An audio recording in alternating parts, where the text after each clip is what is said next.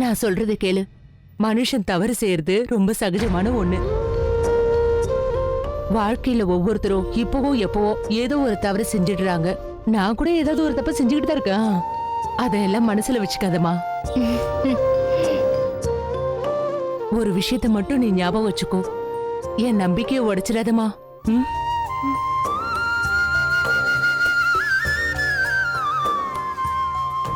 மத்த விஷயத்துல நீ மறந்துடு. சபாஷ், நல்லா இரு.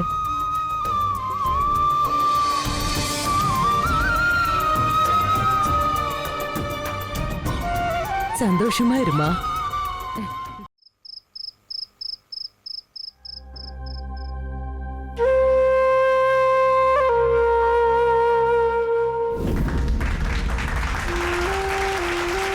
உங்களாலதான் இதெல்லாம் சாதிக்க முடிஞ்சது அத்தை.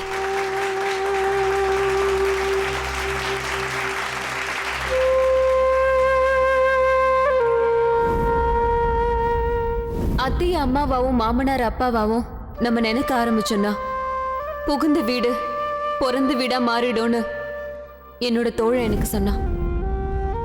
நாம சின்ன விஷயங்களை சில வார்த்தைகள் மூலமா அதை ரொம்ப பெருசாக்கிடுறோம்.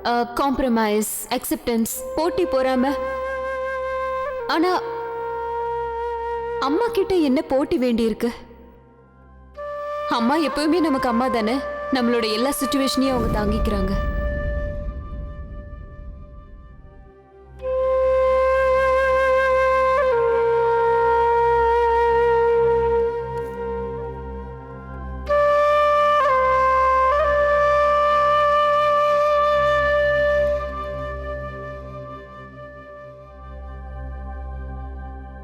என்ன சிம்ரன்,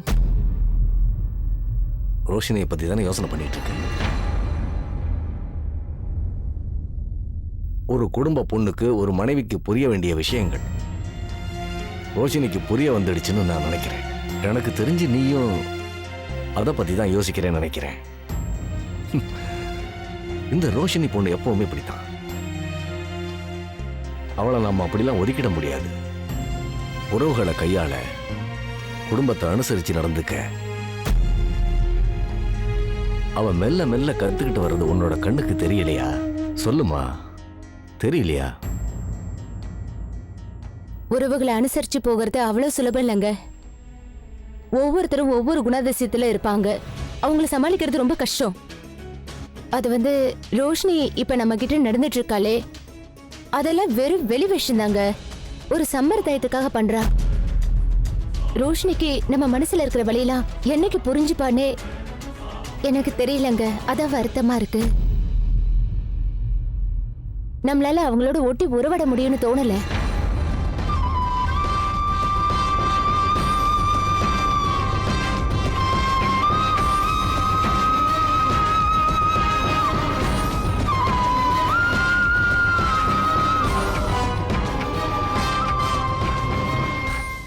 அது எப்படி உனக்கு நீயே போய் சொல்லிக்கிற? ரோஷினி மேல உனக்கு ஒரு சின்ன நம்பிக்கை இன்னும் இருக்கிறதுனால தான் அவளை பத்தி தனிமையில உட்காந்து இப்படி யோசனை பண்ணிட்டு இருக்க. சிம்ரன், நீ என்னோட மனைவி. உன்னை பத்தி எனக்கு நல்லா தெரியும். நீ வேணா பாரு, ரோஷினி கண்டிப்பா உன்னோட மனசை நிச்சயமா ஜெயிப்பா. மறுபடியும் இந்த வீட்டு சாவியை உங்ககிட்ட இருந்து வாங்கிப்பா. இதுக்கு முன்னால நீ அவன் மேல வச்சிருந்த அன்பால எந்த அளவுக்கு விட்டு கொடுத்தியோ அதே மாதிரி மறுபடியும் நீ அவளை தலையில தூக்கி வச்சுட்டு ஆடுவ. நீ வேணாம் பாரு, அந்த காலம் கண்டிப்பா வரும். கண்டிப்பா வரும்.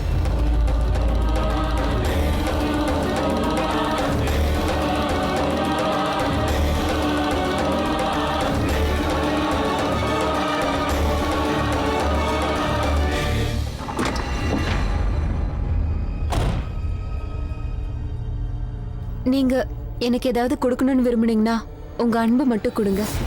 இப்போதைக்கு என்ன கேட்டீங்கன்னா எனக்கு ப்ளீஸ் ஒரு வாய்ப்பு கொடுத்து பாருங்க. இந்த வீட்டுக்கு நான் நல்ல மருமகன் நிரூபிக்கிறேன். நான் சொல்றது கேளு. மனுஷங்க தப்பு செய்யறது ரொம்ப சகஜமான விஷயம். நான் உன் மேல வச்சிருக்கிற நம்பிக்கையை மட்டும் உடைக்காம பாத்துக்கோ.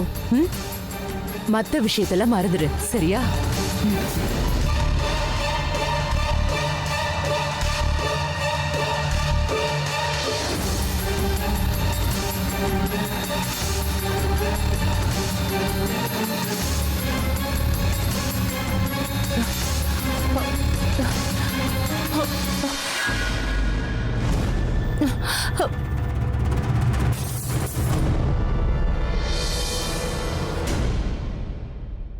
கிருத்திகா, நீ இவ்வளவு பலவீனமானவன நான் நினைச்சு பார்க்கவே இல்லை.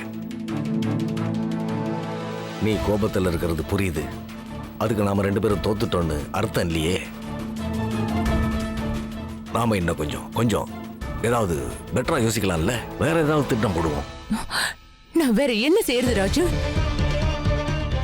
ரோஷினி இன்னும் இந்த வீட்டை விட்டு போல. நம்மளோட எல்லா திட்டமும் தோல்வி அடைஞ்சிருச்சு. அதுலயும் அந்த கழுவி ரோதனை ரோஷினியால ஒரு நிமிஷம் கூட தாங்கிக்க முடியாது. ஆனா அந்த கழுவி நாளெல்லாம் அவளை பத்தி கோஷம் போட்டுட்டு இருக்கா, அவளை பத்தி பாராட்டிட்டு இருக்கா. அவ முகத்தை பார்க்க கூட எனக்கு கொஞ்சமும் பிடிக்கல. ஆனா நாள் முழுக்க பார்க்க வேண்டியதா இருக்கு. அவகிட்ட அப்படின்னு பாத்துட்டா. ஏதோ ஒரு வாட்டி ஜெயிச்சுட்டாங்கிறதுனால இனி அவ தோக்கவே மாட்டான்னு அர்த்தம் இல்லையே. நீ வேணாம் பார்த்துக்கிட்டே இரு கிருத்திகா. எந்த கையால அவளுக்கு ஆசீர்வாதம் கிடைச்சதோ அந்த கையாலேயே ஓங்கி ஓங்கி ஓங்கி ஒரு அறை வாங்குவா. அந்த சத்தம் அவ வாழ்நாள் முழுக்க காதுல கேட்டுக்கிட்டே இருக்கும். ஆனா அது எப்படி?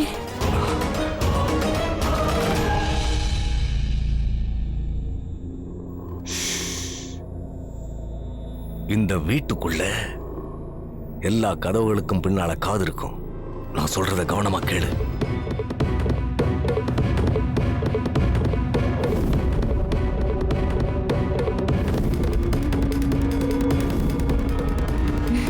உண்மையிலே பிரமாத ராஜு, நீ ஆசைத்திட்ட. I love you. நானும் உன்னை நிறைய காதலிக்கிறேன். நான் சொல்றத ஒண்ணா கேட்டு கடைசியில நீ என் திட்டத்துக்கு இரையாக போறேன். அதுக்கப்புறம் நான் இங்க இருந்து நான் சங்கீதாவை உனக்காக ஒண்ணு விட்டுட்டு வரல. இந்த சொத்துக்காகத்தான் விட்டுட்டு வந்தேன். இதுக்கப்புறம் வேற ஏதாவது ஒரு தேசத்துக்கு போய் அங்க இருக்கிற பணக்கார குடும்பத்தை வேட்டையாடுவேன். நீ இங்கேயே இரு.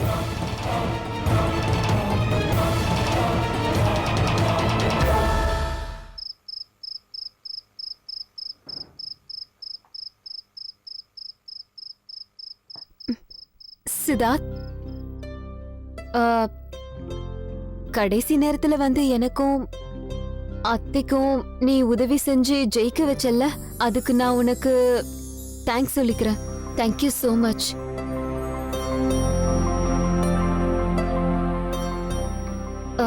சித்தார்த், நான் சொல்றத நீ கேட்டுட்டு இருக்கியா? சித்தார்த்,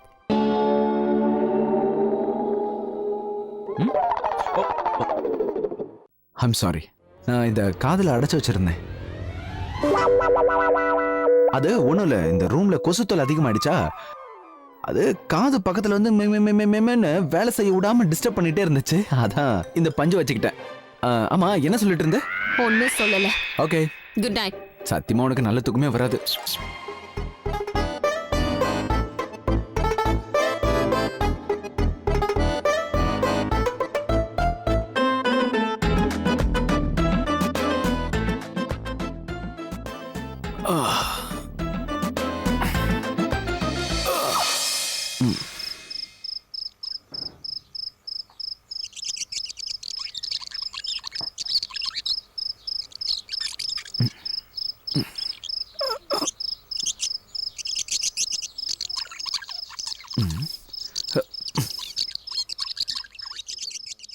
என்ன பண்ணிட்டு இருக்க? உன்னால சத்தம் போடாம தூங்க நான் முடியாதா? என்ன பண்ண? ஏன் தேவையில்லாம என்ன கேக்குற? இங்க பாரு, என்ன போட்டு தள்ளுறதுக்கு எதுவும் பிளான் பண்ணல. இங்க பாரு, எனக்கு கராட்டே ஜூடோ எல்லாமே தெரியும், சொல்லிட்டேன். உனக்கு என்ன பைத்தியம் பிடிச்சிருச்சா? என்னது? என்ன இந்த சத்தம் பெருசா கேக்குது? என்ன சத்தம் கேக்குது?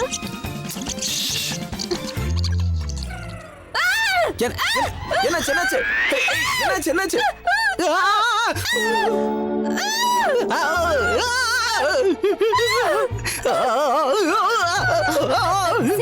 என்னாச்சுப்பா? ஏன் இப்படி கத்துறீங்க? என்னாச்சு? ஐயோ கடவுளே, 2 பேருக்கும் குழந்தை பெத்துக்க வேண்டிய வயசாயிடுச்சு. ஆனா 2 பேரும் குழந்தை மாதிரி நடந்துக்கிறீங்க. அது ஒரு சின்ன எலி தானே, கத்தி ஆர்ப்பாட்டம் பண்றத பாரு. இது மட்டும் வெளியில யாருக்காவது தெரிஞ்சா நம்ம குடும்ப மனமே கப்பல் ஏறிடும். இருங்க. ஏய் உன்னதான் ஓடு ஓடு போ போ. ஓடு ஓடு ஓடு ஓடு. போ இப்படி போ போ. பாட்டி பாட்டி பாத்து பாட்டி எலி மட்டும் தலைக்கணைக்குள்ள போச்சு. போ. அப்படிதான். போ. பாட்டி பாட்டி சரி வருது பாட்டி பாட்டி பாட்டி பிடிங்க. அடடா சும்மா இருங்க, நான் பாத்துக்கிறேன்.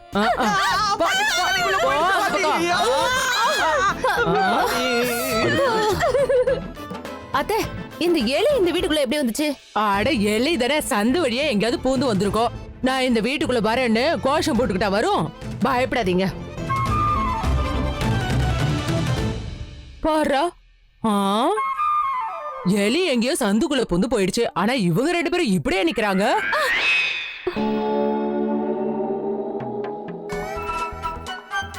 சரி பயப்படாதீங்க, நான் எப்படியோ எலியை துரத்தி அடிச்சிட்டேன். வயசான கேள்வி நானே பயப்படாம இருக்கேன். நீங்க எலிய பார்த்து பயப்படுறீங்க. ஆமா, நானும் அதத்தான் சொல்லிட்டு இருந்தேன். தம்மா தூண்டு எலி, எனக்கு என்ன பயம்? நான் அப்படியே ஒரு சக்திமான் மாதிரி இல்ல. எனக்கு இந்த எலிய பார்த்துலாம் பயல பாட்டி. இவனவோ வீர்னு கத்தன உடனே ஏதோ பேய பார்த்துட்டாலோன்னு இவளை காப்பாத்துறதுக்காக நானும் கத்தி, இவளை காப்பாத்துறதுக்கு தான் நானும் கூட நின்று இருந்தேன். இதுக்கெல்லாம் போய் யாராவது பயப்படுவாங்களா? என்ன என்ன அப்படியா ராஜா, ரொம்ப சந்தோஷம். நான் வயசானவதபா, ஆனா நான் ஒண்ணு செவிடு இல்ல. சின்ன பசங்க கூட உன்னை விட அவ்வளவு தைரியமா இருக்காங்க பாத்துக்கோ. எவ்வளவு வயசாகுது? நீ இங்கே தூங்குற? உன் பொண்டாட்டி கூட இங்க மெத்தையில படுக்க மாட்டா? பாட்டி, எனக்கு இன்னைக்கு ஜலதோஷம். இவருக்கு தொத்தி கொண்டுதான் இன்னைக்கு மட்டும் தனியா படுத்துட்டு இருக்கோம். மத்தபடி ஒண்ணும் இல்ல. நீ பண்ணதெல்லாம் ரொம்ப கரெக்ட். அப்படித்தான் செய்யணும். எனக்கு ஒண்ணும் ஆகாது. ஏன் இப்படி அவசரப்படுற? வாங்கம்மா. சரி சரி, நேரத்தோட படுத்து தூங்குங்க. Good night. சரி சரி, குட் நைட் பாட்டி. சரி சரி, எல்லாருக்கும் குட் நைட். சரி சரி, உன் பெட்டுக்கு போ. எங்களுக்கு வழி தெரியாதா? இவ போடி வந்துட்டு.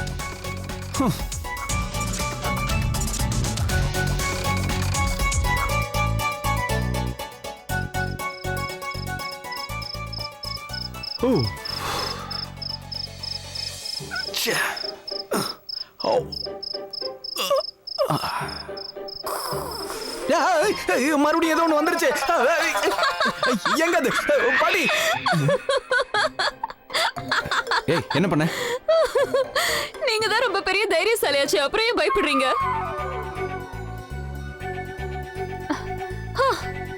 இந்த வீடு எங்க அம்மா பேர்ல இருந்த வரைக்கும் எலி என்ன ஒரு சின்ன பள்ளி கூட வராது. இப்ப என்னடானா அந்த எலி தன்னோட சொந்த வீடு மாதிரி அங்க இங்க சுத்திட்டு இருக்கு. ஏன்னா இங்கதான் கேட்க ஆள் இல்லையே. இந்த வீட்ல இருக்கிறவங்க சின்ன பூச்சியை பார்த்தா கூட பயப்படுவாங்க. ஆமா, எப்படி வராம போகும்? இதுங்கெல்லாம் உன் சொந்தக்காரங்க தானே. ஆளையும் மூஞ்சி பாரு. பெரிய ஜான்சி ராணி பரம்பரை. அப்படியே கத்தி எடுத்து வீசிடுவாங்க. Good night. Good night.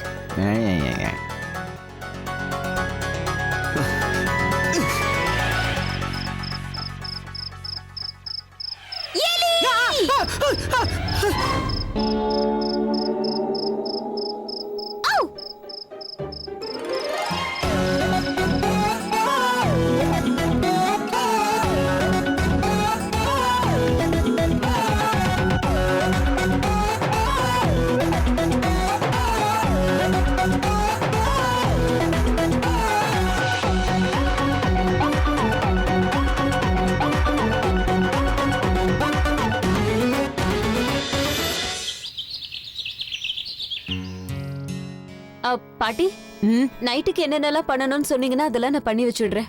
இல்ல வேணாம் ரோஷினி, நீ எதுவும் செய்ய வேண்டாம். இன்னைக்கு சாயங்காலம் வீட்ல ஒரு பார்ட்டி இருக்கு. நீ படுத்து நிம்மதியா ஓய்வெடு. சாயங்காலம் பார்ட்டிக்கு எல்லா ஏற்பாடையும் நம்ம சிம்மி தான் பண்ண போறா. ஆமா அத்தை. என்ன ஆமாமான்னு சொல்லிட்டு இருக்க? நீ தான் பொறுப்பா பாத்துப்பங்கிறதால உங்ககிட்ட ஒப்படைக்கிறேன். சரிங்க அத்தை. அத்தை, நான் உங்களுக்கு உதவி செய்யட்டுமா? அத்தை என்ன சொன்னாங்கன்னு நீ சரியா கேட்கலையா? எல்லா ஏற்பாடையும் நானே பண்ணிக்கிறேன். இது வரைக்கும் நான் தான் பண்ணிட்டு இருக்கேன், என்னால பண்ண முடியும். Hi, good morning. Good hi morning. Everybody. அட சித்தார்த், எங்க ஓடிட்டு இருக்க? உன் பொண்டாட்டி ஜெயிச்சால, அதுக்கான பார்ட்டி இருக்கு. நீ ஆபீஸ்ல இருந்து சீக்கிரமா வந்துரு. இல்ல பாட்டி, ஆபீஸ்ல எனக்கு நிறைய வேலை இருக்கு, என்னால வர முடியாது. Okay bye, see you. அட என்ன பண்ணி பண்றதே உன்னோட மனைவிக்காகத்தான். உனக்கு வேலை இருக்குன்னு நீ பாட்டுக்க போற. என்ன பாட்டி? அட மாப்பிள தம்பி, நீ முதல்ல இட்லி சாப்பிடுப்பா, சாப்பிடு. உங்களை மாதிரி வேற யார் வாங்கிட்டு வந்திருக்க முடியும்? சந்தோஷமா வீட்டுல சாப்பிடுறது, அப்புறம் படுத்து தூங்குறது, இந்த மாதிரி யாருக்கு கொடுத்து வச்சிருக்கோம்? சாப்பிடுங்க சாப்பிடுங்க.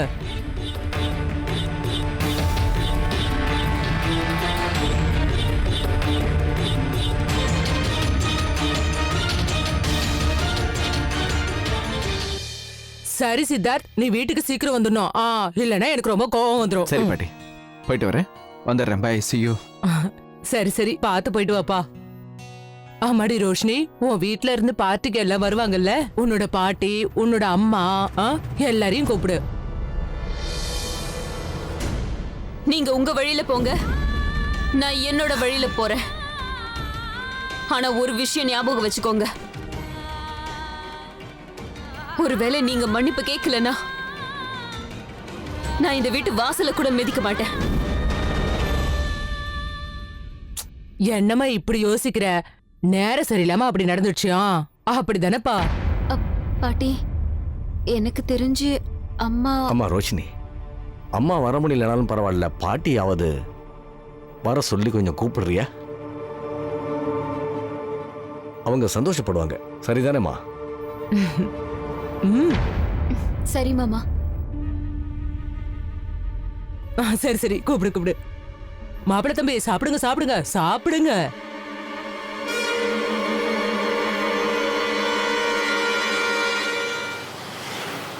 நான் இங்கேயும் வரமாட்டேன். உங்களை மாதிரி எனக்கு ஒன்றும் பைத்தியம் பிடிக்கல. என் பொண்ணு எவ்வளவு பெரிய தப்பு பண்ணிட்டு இருக்கான்றது எனக்கு புரியுது. என் செருப்பு கூட அந்த வீட்டு வாசப்படி மிதிக்க. ஆனா என் கால் ரெண்டு அந்த வீட்டுக்கு போகணும்னு துடிச்சுக்கிட்டு இருக்கு. என் பேத்தி ரோஷினி எனக்கு போன் போட்டு கூப்பிடும்போது நான் போகாம இருப்பேனா? மோனா, உன்னோட செருப்பு என்னம்மா சொல்லுது? அதுவும் அடம் பிடிக்குதா இல்ல என் கூட வர துடிக்குதா? மா, என்னம்மா நீங்க 2 பேரும் இருக்கீங்களே. சங்கீதா, இந்த நேரத்துல எங்கம்மா போற? சங்கீதா, காலங்காத்தால இப்படி கிளம்பி நீ எங்கம்மா போயிட்டு இருக்க? மாம், இன்னைக்கு நான் ஆபீஸ் போல, ஷாப்பிங் போயிட்டு இருக்கேன். நான் தான் முதல்லயே உங்ககிட்ட சொன்னேன்ல, எனக்கு கொஞ்சம் ட்ரெஸ்ஸஸ் எல்லாம் வாங்கணும். அப்புறம் வீசா வாங்கறதுக்கு அந்த ஆபீஸ்க்கு போகணும்னு வேற சொல்லியிருந்தேன்லம்மா. இன்னும் கொஞ்ச நாள்ல நான் தான் வெளிநாட்டுக்கு போறேனே.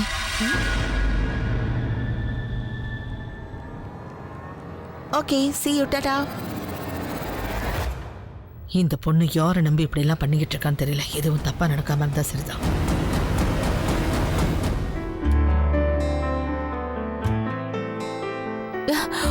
ஷோ, அத குடுங்கத்தை, நான் உங்களுக்கு உதவி செய்யறேன். நீ எதுக்காக இங்க வந்த? தயவு செஞ்சு இங்க இருந்து போ. மதனனா அவரு காய்கறி வாங்கிட்டு வர போயிருக்காரு. பாபுவன துணியெல்லாம் துவைச்சிட்டு இருக்காரு. மத்தவங்க எல்லாம் வீடை கிளீன் பண்ணிட்டு இருக்காங்க. என் மேல கோவமா இருக்கீங்கன்னு எனக்கு தெரியும் அத்தை. இந்த வேலையிலயும் நான் நுழையக்கூடாதுன்னு நினைக்கிறீங்க. என்னை திட்டி இந்த வீட்டை விட்டு வெளியே தள்ளவும் தயாரா இருக்கீங்கன்னு தெரியும்.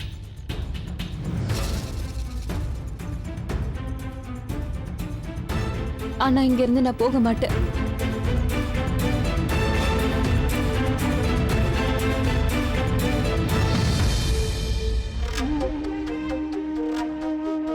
ஒரு குடும்ப பொண்ணுக்கு, ஒரு மனைவிக்கு புரிய வேண்டிய விஷயங்கள் ரோஷினிக்கு புரிஞ்சிருச்சுன்னு நான் நினைக்கிறேன். எனக்கு தெரிஞ்சு நீயும் அதை பத்தி தான் யோசிக்கிறேன்னு நான் நினைக்கிறேன். வேணும்னா பாரு, என்னோட ரோஷினி நிச்சயமா உன்னை ஜெயிக்க போறா. இந்த வீட்டோட கொத்து சாவிய மறுபடியும் உங்ககிட்ட இருந்து வாங்கிப்பான்.